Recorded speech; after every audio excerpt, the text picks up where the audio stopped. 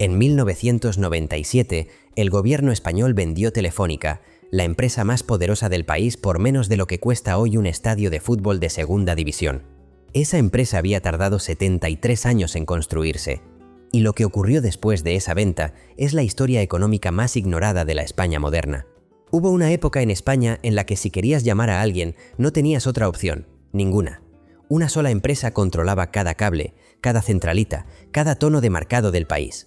Esa empresa era tan poderosa que el Estado la temía, los ciudadanos la odiaban y al mismo tiempo no podían vivir sin ella.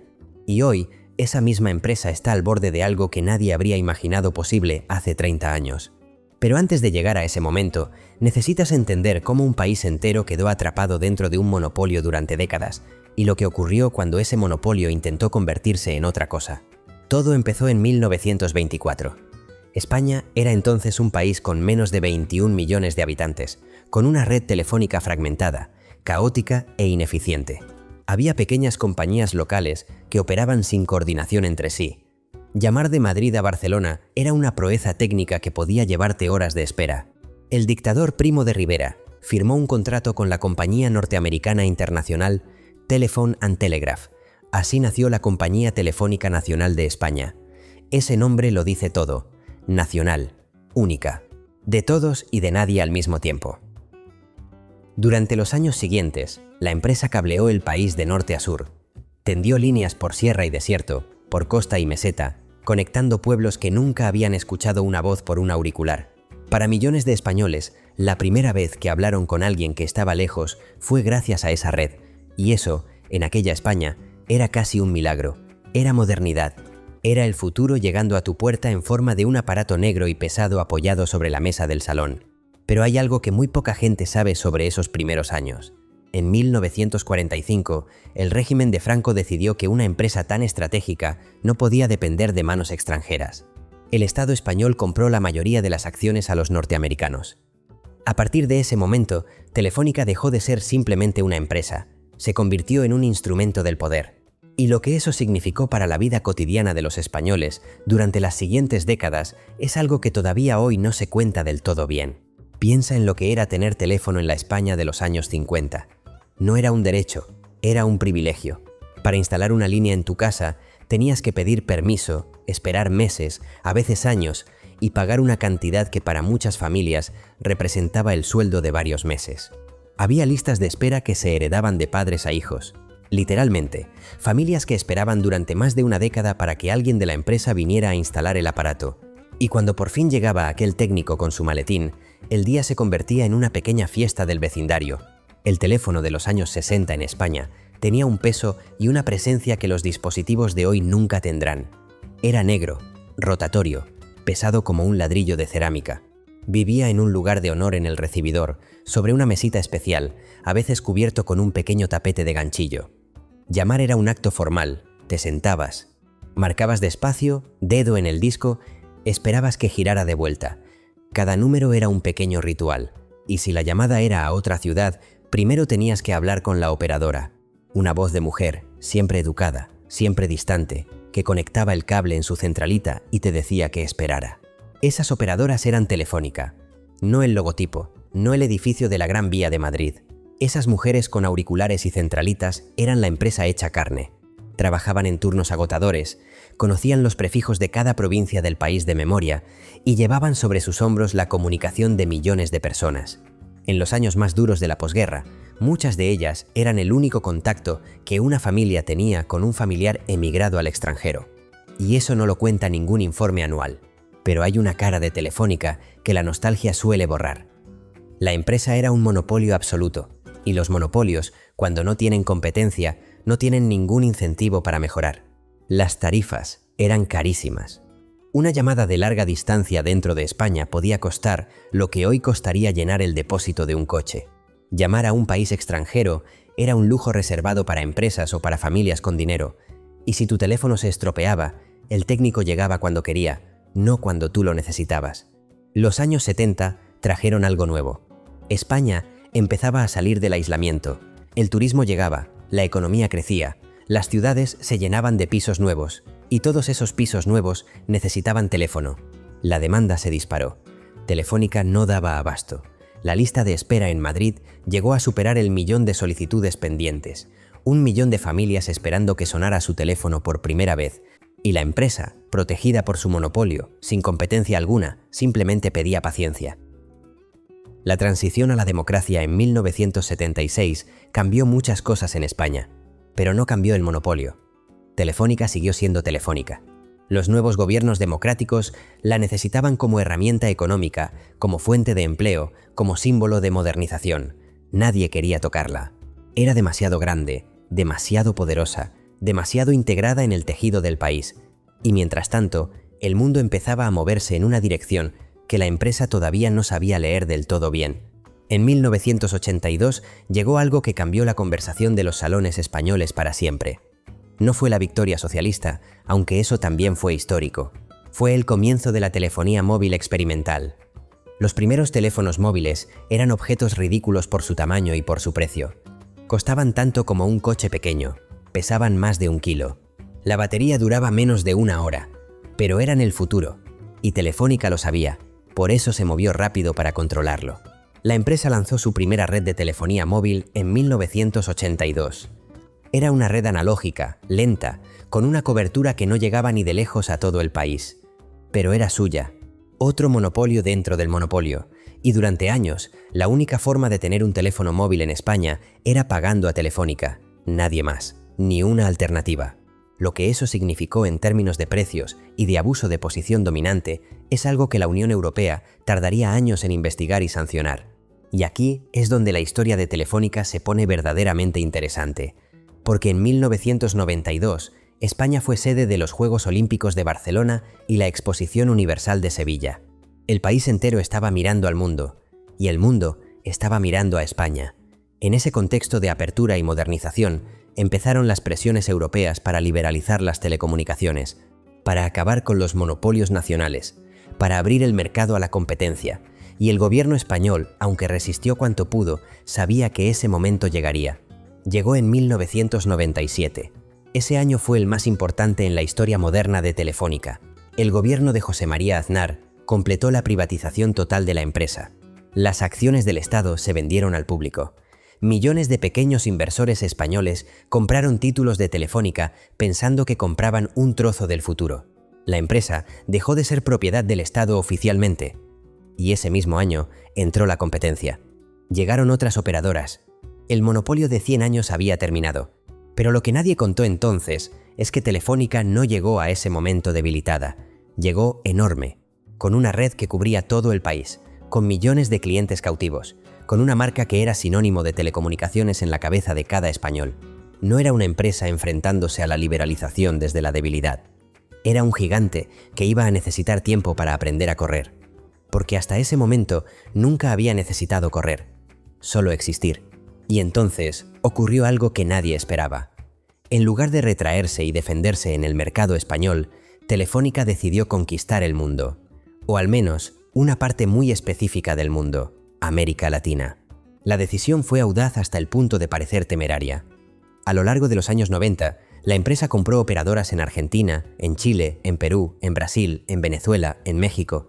Pagó precios astronómicos, asumió deudas billonarias, y en pocos años se convirtió en la operadora dominante de media América del Sur. El hombre que lideró esa expansión fue Juan Villalonga, un directivo cercano a Aznar, sin formación específica en telecomunicaciones, que llegó a la presidencia de Telefónica en 1996 con una idea clara: la empresa tenía que ser global o sería devorada. Y en la España de la burbuja tecnológica, cuando las empresas de Internet valían miles de millones sin haber ganado un euro, esa visión parecía correcta. Telefónica compró, fusionó, absorbió. Su capitalización bursátil llegó a ser la quinta mayor de Europa entera. Pero la burbuja explotó. En el año 2000, los mercados de telecomunicaciones colapsaron en todo el mundo. Las empresas que habían pagado cantidades obscenas por licencias de telefonía de tercera generación descubrieron que esas licencias valían mucho menos de lo pagado.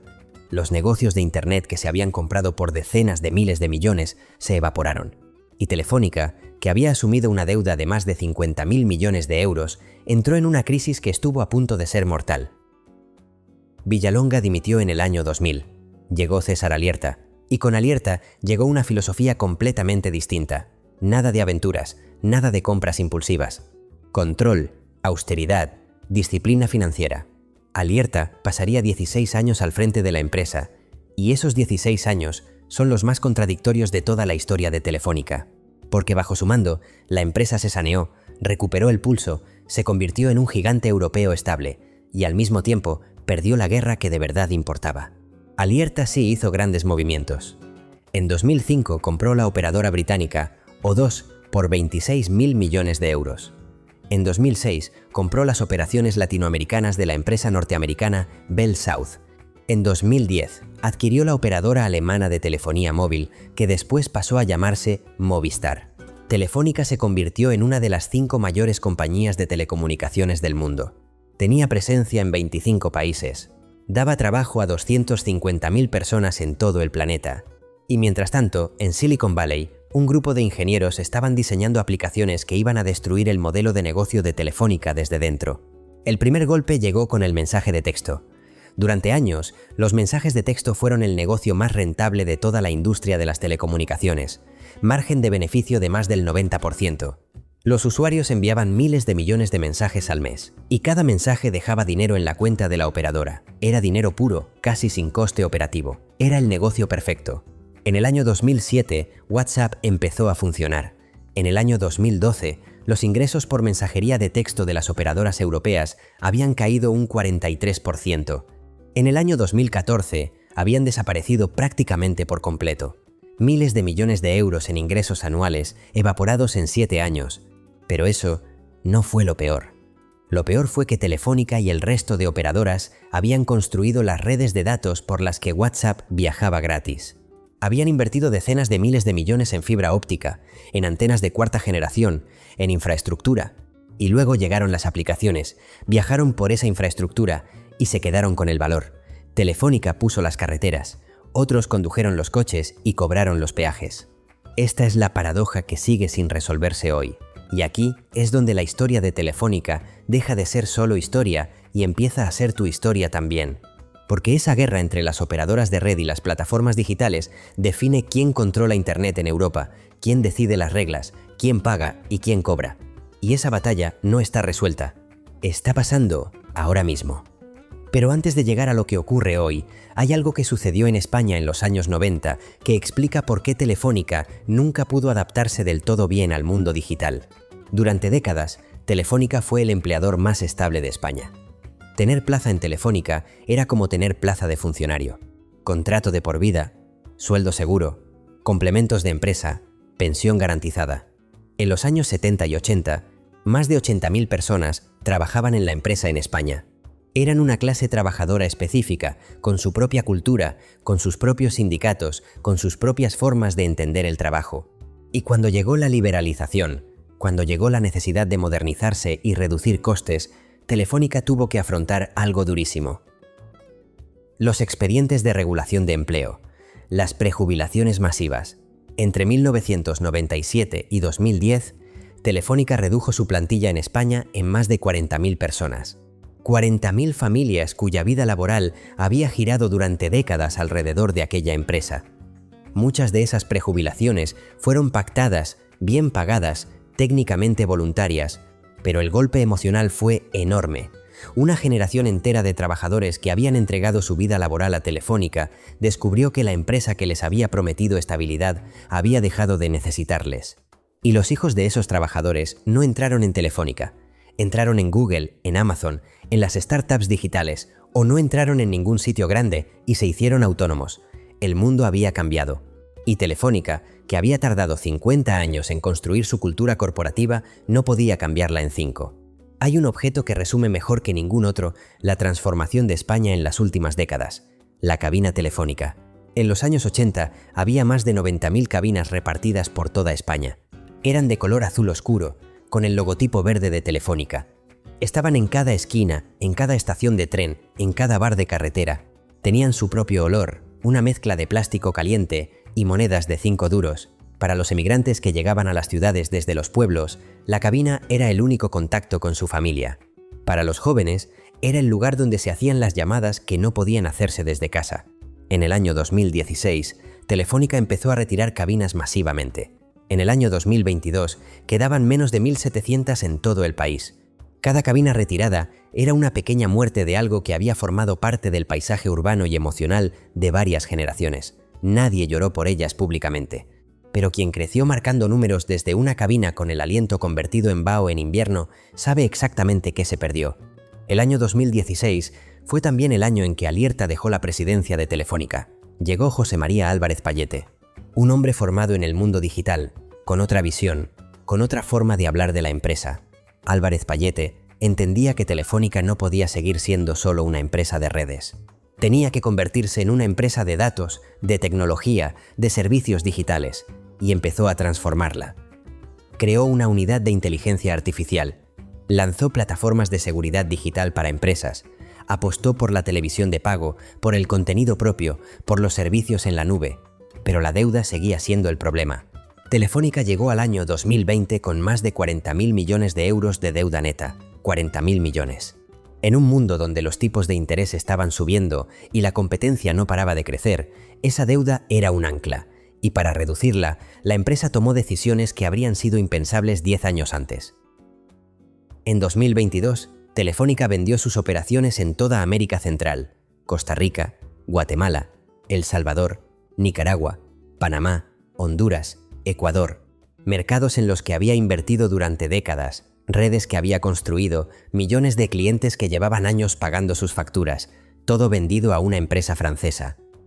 No porque el negocio fuera malo, sino porque la empresa necesitaba liquidez, necesitaba reducir deuda, necesitaba simplificarse para sobrevivir. Y en 2023 llegó el golpe más simbólico de todos. Telefónica anunció que vendía sus torres de telecomunicaciones en España. Las torres, la infraestructura física, los mástiles de acero plantados en los tejados y en las lomas de toda la geografía española que emitían las señales de telefonía móvil.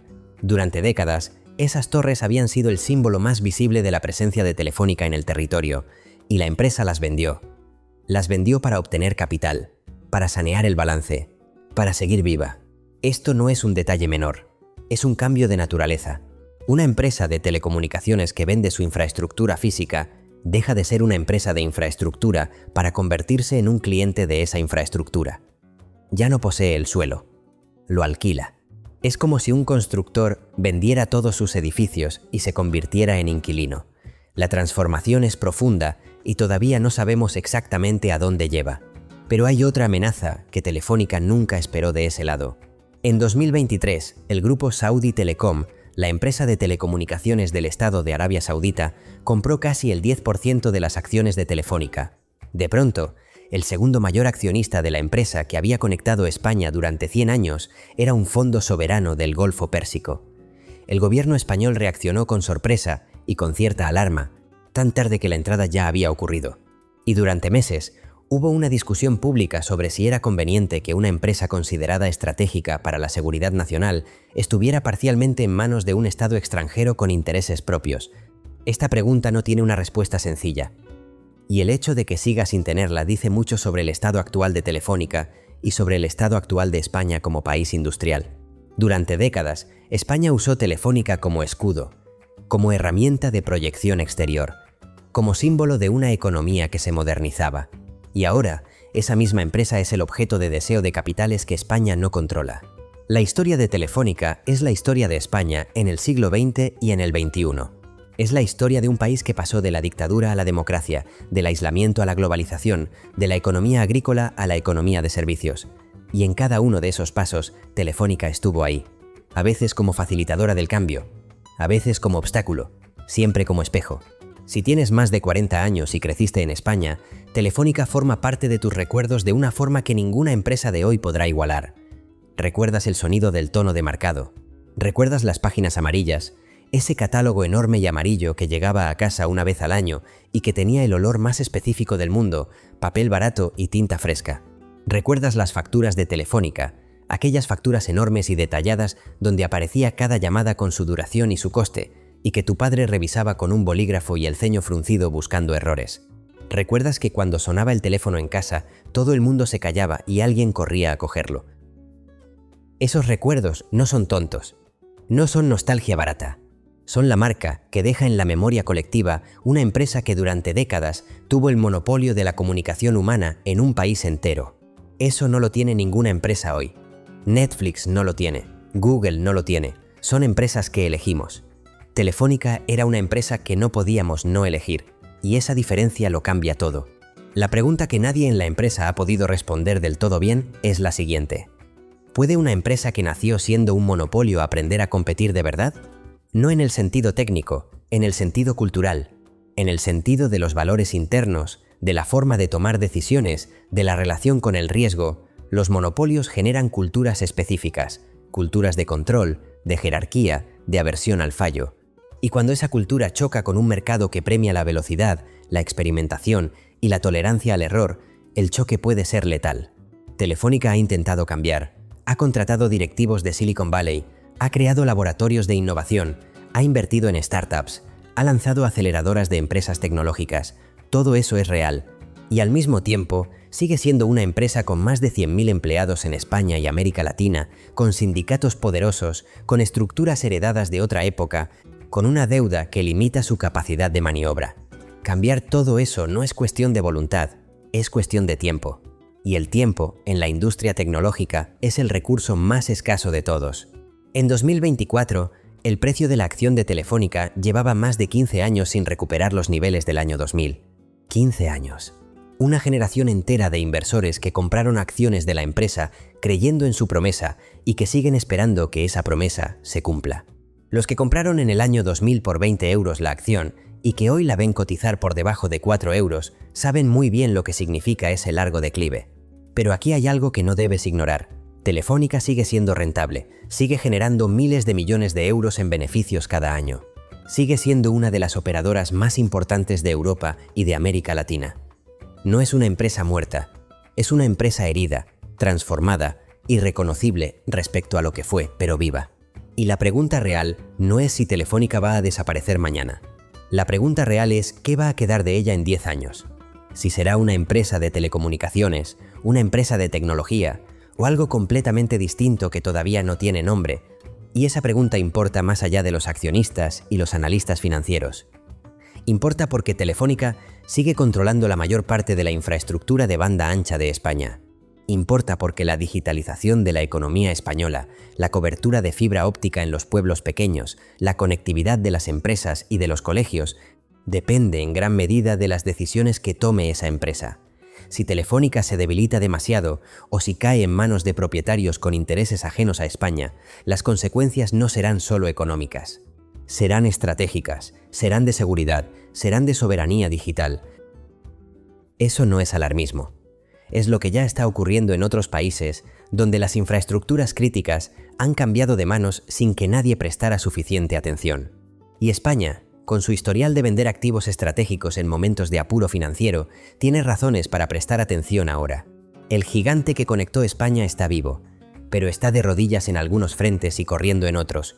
Y en ese contraste, entre su historia enorme y su presente incierto, hay una lección que va mucho más allá de las telecomunicaciones.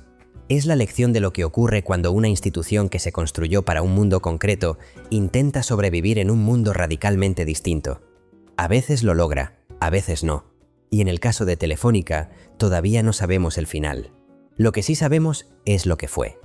Sabemos que durante décadas fue el nervio central de la vida cotidiana de millones de personas, que sus cables cruzaron montañas y desiertos para llevar una voz de un extremo al otro del país, que sus operadoras trabajaron noches enteras para que una madre pudiera hablar con su hijo emigrado, que sus cabinas azules fueron el confesionario laico de una generación que no tenía otro lugar donde llamar en privado, y que sus teléfonos negros y pesados presidieron los salones de millones de hogares como objetos de una promesa, la promesa de que nunca estarías del todo solo mientras hubiera un cable que te conectara con el mundo. Esa promesa, en su forma original, ya no existe. El cable se ha vuelto invisible, la voz viaja por el aire, y la empresa que durante un siglo fue la única guardiana de esa conexión, tiene que aprender a ser una empresa más en un mercado de muchas. Eso es lo más difícil que puede pedírsele a una institución. Y Telefónica lo está intentando, con torpeza en algunos momentos, con brillantez en otros, con la pesada carga de su propia historia sobre los hombros. La próxima vez que uses tu teléfono para llamar a alguien, para mandar un mensaje, Para ver un vídeo en una red de fibra óptica, piensa por un segundo en todo lo que hubo antes. En los técnicos que tendieron cable bajo tierra en invierno, en las operadoras que conectaron millones de voces, en los ingenieros que instalaron centralitas en pueblos sin electricidad, en los trabajadores que pasaron 30 años de su vida dentro de una empresa que les prometió estabilidad y que luego los prejubiló con una carta formal y un cheque. Todo eso está debajo de la pantalla que tienes en la mano. Todo eso es lo que costó llegar hasta aquí. Y si eso te parece demasiado para una sola empresa de telecomunicaciones, es porque no es solo una empresa de telecomunicaciones. Nunca lo fue. Fue el hilo que cosió España durante 100 años. Y lo que ocurra con ese hilo en los próximos 10 importa más de lo que parece.